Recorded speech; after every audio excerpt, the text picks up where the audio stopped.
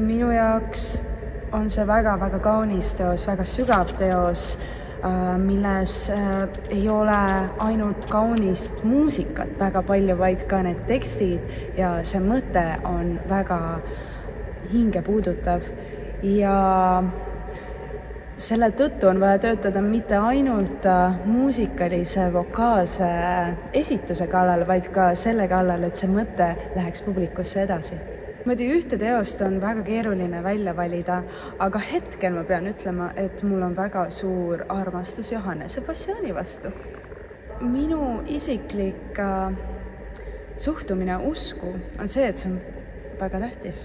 Usk peab meis kõigis olema, sest just see annab meile lootus, see annab meile tuge ja sellist sisemist julgust ja tugevust.